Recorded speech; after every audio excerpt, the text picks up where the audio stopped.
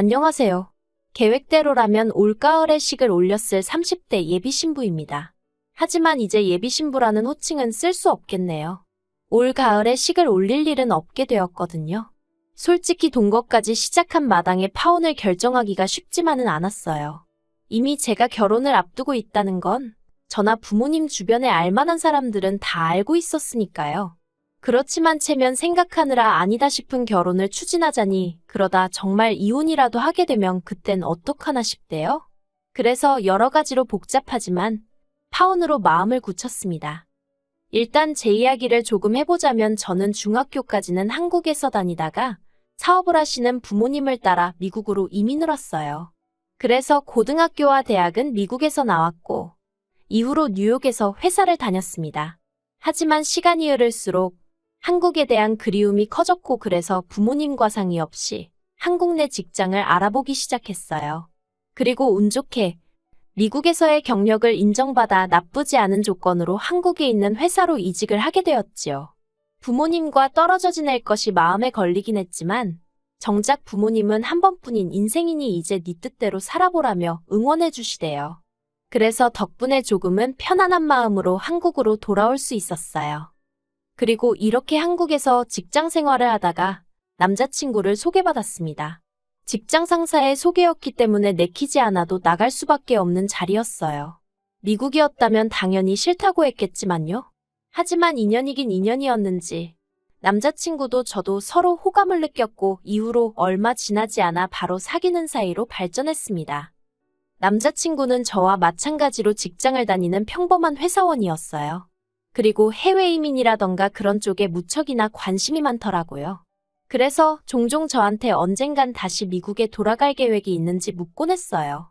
그리고 그때는 그 질문에 속뜻이 뭔지 정확히 알지 못한 채 그냥 별 생각 없이 가게 되면 가는 거겠지라고 대답하곤 했는데 남자친구는 저에게 이런 선택권이 있다는 것 자체를 부러워하더군요. 그리고 이 부러워하던 마음이 저에게 프로포즈를 하게 된 계기였는지 그것까진 잘 모르겠어요. 아무튼 남자친구가 사귄 지 1년이 넘어가자마자 저에게 프로포즈를 해왔고 저는 그 프로포즈를 받아들였습니다. 사실 아무리 부모님과 매일같이 연락하고 왕래를 했어도 마음 한켠으론 늘 먹먹한 그리움이 있었던 차에 남자친구와 결혼을 하면 한국에도 제 가족이 생기는 거잖아요. 그리고 그 가족에 대한 기대가 컸던 게 프로포즈를 받아들인 결정적인 이유기도 했네요. 미국에 계신 부모님께 교제 중인 사람이 있다는 건 진작에 말씀을 드렸었기에 프로포즈를 받았다는 이야기를 꺼냈을 땐 두 분 다 그렇게 놀라진 않으셨습니다. 오히려 저 혼자 서울에서 사는 게 늘 마음에 걸렸는데 이제 한시름 놓았다고 표현하시더라고요. 그리고는 뭐 하나 정해진 게 없는 상황이었는데도 불구하고 당신들 사위 될 사람이 어떤 사람인지 빨리 보고 싶으시다며 한국에 오셨지요. 그런데 문제는 어머니가 남자친구를 별로 탐탁치 않아 하시더라고요. 아무래도 서로 조건이 너무 다르다면서요. 그리고 솔직히 그건 사실이었습니다. 남자친구 한 사람만 놓고 보자면 직장도 안정적이고 성격도 좋았는데 남자친구의 재정 상황은 그렇지 못했거든요.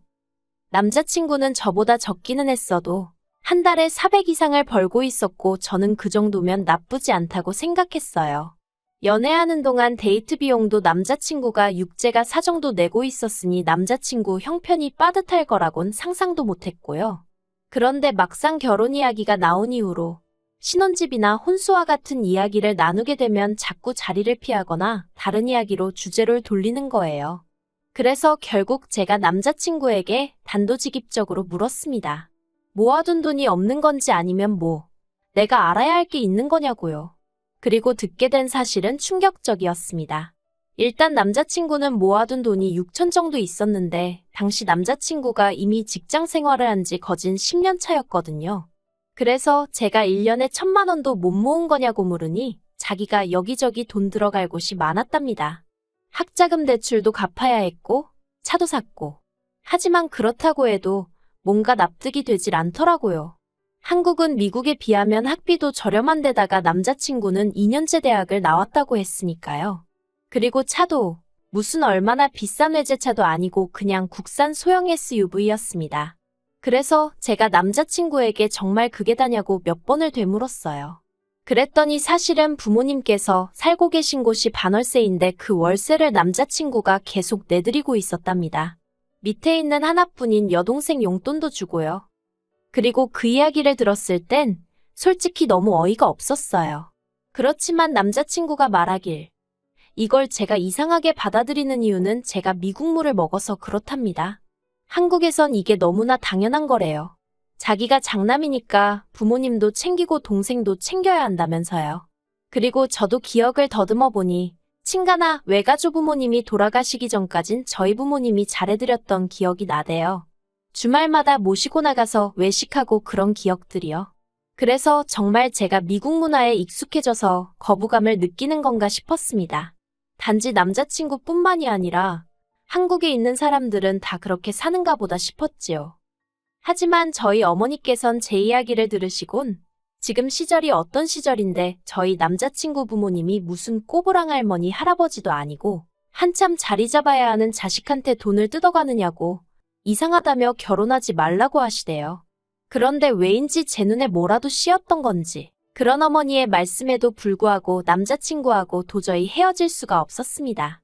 저희 어머니 말씀대로라면 문제가 있는 사람은 남자친구 부모님이지 남자친구가 아니었으니까요. 그리고 그렇게 생각을 하기 시작하니 남자친구의 부모님으로부터 남자친구를 지켜줘야겠다는 말도 안 되는 생각까지 하게 되었네요. 그리고 자식이기는 부모 없다는 말처럼 이런 딸의 고집을 꺾지 못한 부모님께선 남자친구에게 딱 하나만 당부한다 하셨습니다. 혹시나 저와 남자친구 부모님이 부딪히게 되면 무조건 제 편을 들어주라고요.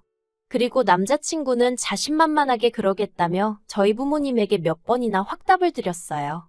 그래서 저희는 결혼 이야기를 계속해서 추진해 나갈 수 있었고요.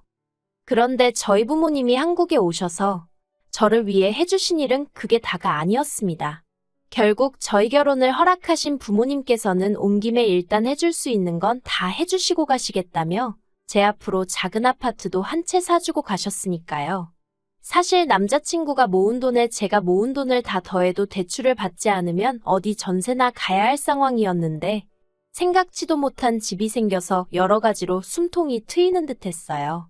남자친구도 이 정도는 기대도 안 했는데 너무 좋다고 난리도 아니었지요. 그리고 저는 마침 전세 계약도 끝나가던 차였기에 부모님이 사주신 아파트로 먼저 이사를 했어요. 원래는 남자친구 자취방 계약 기간이 끝날 때까지 기다렸다가 같이 이사를 들어올까 하는 생각도 하긴 했는데 그러면 제가 지낼 곳이 몇 달 정도 붕 뜨는 상황이었거든요. 물론 고시원 같은 곳을 들어가려면 들어갈 수도 있었겠지만 그럼 제 짐은 다 어디다 보관을 할 것이며 아무튼 그것도 보통 일이 아니더라고요. 그리고 무엇보다도 결혼식을 앞두고 한 푼이라도 더 모아도 시원찮은 판국에 쓸데없이 헛돈을 쓰고 싶진 않았습니다. 그래서 제가 먼저 이사를 했어요. 그런데 제가 이사하고 얼마 되지 않아 남자친구가 자기도 아파트로 들어오겠다 했습니다. 반지하에서 생활하는 게 지긋지긋하다면서요. 그리고 결혼 이야기까지 오고 가고 실제로 신혼집으로 쓰라고 사주신 집인데 못 들어오게 한다는 건 말이 안 되잖아요. 그래서 그러라고 했습니다. 한마디로 번갯불에 콩 구워 먹듯 얼결에 결혼 전에 동거를 하게 된 거죠. 그런데 동거를 시작하고 2주쯤 되었을 때 남자친구 어머님으로부터 연락을 받았습니다. 이번에 당신 형제들이 서울에 있는 병원에서 검진을 받으러 올라오는데 그때 저를 소개시키고 싶으시다고요. 저는 솔직히 결혼식 당일에 뵙게 될 줄 알았고 그거면 충분할 거라고 생각했는데 어머님이 갑자기 그런 말씀을 하시니 당황스럽더군요. 하지만 그런 제 마음도 모른 채 남자친구가 옆에서 그거 정말 좋은 생각이라며 그러라고 했어요. 이번 기회를 놓치면 제가 직접 한 분 한 분 뵈러 인사를 가야 한다면서요. 그래서 자의반타의반으로 알겠다고 했습니다. 그런데 저를 더 황당하게 한 건 그러면 그때 아예 저희 집에서 집들이를 하자는 거예요. 사람도 많은데 어디 식당을 가기도 마땅치 않지 않냐면서요. 그리고 이번에도 남자친구가 나서서는 인사도 드리고 집들이도 해버리고 일타이피라나 어쩐다나 하도 설레발을 쳐서 그렇게 하게 되었네요. 그리고 그 집들이가 어떻게 보면 제가 남자친구와 파혼을 결심하게 된 결정적인 사건의 시작점이었습니다. 사실 집들이라는 게 저희 집이 이렇게 생겼습니다 하고 보여드리고 식사 한 끼 하면 되는 자리잖아요. 그래서 정리가 미처 끝나지 않은 개인적인 물건들은 안방이나 적당한 곳에 일단 넣어뒀거든요. 그런데 약속 당일날, 약속 시간보다도 일찍 도착하신 어머님 아버님을 비롯하여 8분의 어른들이 더 몰려왔습니다. 그래서 제가 어머님께 4분 정도 오신다고 하지 않으셨냐고 여쭈니 그 사람들도 다들 자기들 짝꿍이 있지 않겠냐면서 그러니 제가 센스껏 곱하기 2를 했어야 한다고 핀잔을 주시더라고요. 그리고 그렇다 보니 음식은 당연히 부족했고 남자친구가 자기가 나가서 치킨이랑 피자 같은 거라도 좀 사오겠답니다. 그런데 남자친구가 나가면 저 혼자 그 많은 남자친구의 식구들을 상대하고 있을 엄두가 나질 않더라고요. 그래서 제가 남자친구에게 내가 나갔다 올 테니 당신은 어른들하고 있으라고 했어요. 그리고 남자친구가 말한 대로 피자에 치킨에 급한 대로 사서 집으로 들어왔는데 집안에선 어이없는 상황이 펼쳐져 있었습니다. 제 개인적인 물건들이 식탁 위에 다 나와 있었거든요.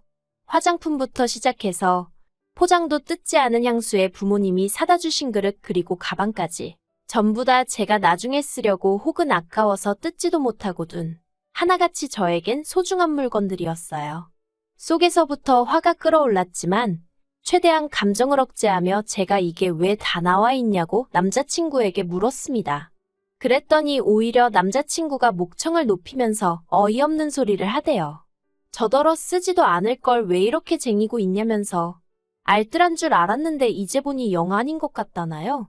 그리고는 그래서 이거 오늘 전부 다 여기 계신 어른들한테 나눠드릴 거랍니다. 그리고는 또 뭐라더라. 앞으로 쓸데없는 건 안 사겠다고 여기 어른들 앞에서 자기한테 맹세를 하라는 거예요. 어이가 없어서 제가 무슨 헛소리를 하느냐고 그랬어요. 쓸데가 있건 없건 내 돈 주고 산 건데 당신이 왜 이러냐고 별꼴이라고 해버렸지요. 그리고는 이미 몇 개 챙기신 어른들더러 저한테 돌려달라고 했습니다. 솔직히 이때도 어이가 없었던 게 누가 봐도 남자친구 물건이 아닌데 가지라고 주면 받는 사람이 거절을 하는 게 정상 아닌가 싶었어요. 아무튼 몇 분은 줬다가 가져가는 게 어딨냐며 짜증을 내셨는데 짜증을 내도 조카인 남자친구한테 내셔야지. 왜 저한테 그러시나 싶어서 저야말로 짜증이 나더라니까요. 그리고 결국 어른들 중 몇 분이 술 맛버렸네 밥맛 떨어지네 하며 자리를 일어나셨습니다. 남자친구는 저더러 어떡할 거냐면서 성질을 부렸고 어머님 아버님도 저더러 다시 받네 어쩌네 하며 혀를 차셨지요. 그리고 거기까지는 그래도 제가 그럭저럭 참을 수 있었습니다. 하지만 결국 남자친구의 외삼촌이란 분이 저를 열받게 아니 폭발하게 만들대요. 그냥 침도 아니고 가래침을 제 신발에다 뱉으면서 젊은 X가 욕심만 많아서 재수가 없다고 했거든요. 그런데 그럼 외삼촌을 누구 하나 말리기는커녕 마음 넓은 네가 참으라면서 조카 며느리 될 애가 미국에서 컸다더니 버르장머리가 없다고 자기들끼리 수군거리는 거예요.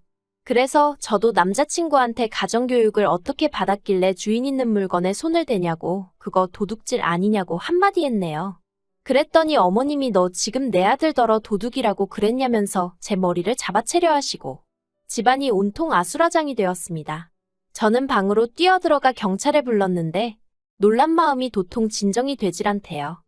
그리고 결국 경찰이 출동하고 나서야 대부분의 사람들이 돌아갔고 제가 남자친구의 외삼촌은 재물손괴죄로 고소하겠다 했습니다. 듣자 하니 공무원이라던데 한번 귀찮아져 보라고요. 그리고 당연히 남자친구한테는 지금 당장 짐 싸서 나가라고 했어요. 그랬더니 남자친구가 저더러 너무 감정적으로 나오지 말라면서 이럴 때일수록 이성적으로 논리적으로 이야기를 해야 한다나요? 그래서 지금 나는 누구보다 이성적이라고 경찰 한 번 더 부르기 전에 당장 내 눈앞에서 꺼지라고 했어요.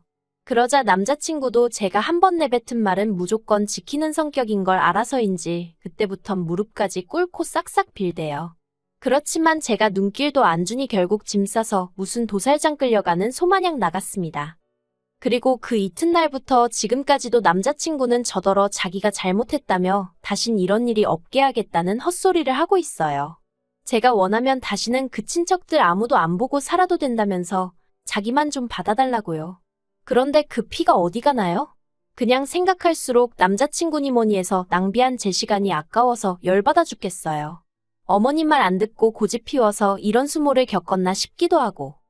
당장 식장이며 뭐며 이것저것 예약해 놓은 게 많은데 그나마 다행이라고 해야 할지 제가 집을 해오게 되면서 비교적 자질구레한 일들은 다 남자친구가 했거든요.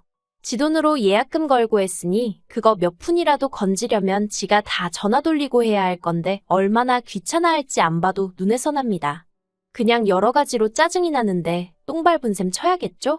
그래도 청첩장 돌리기 전이라서 얼마나 다행인가 싶고 오죽하면 이런 집들이를 하게 만들어준 남자친구 부모님이 고맙기도 하네요.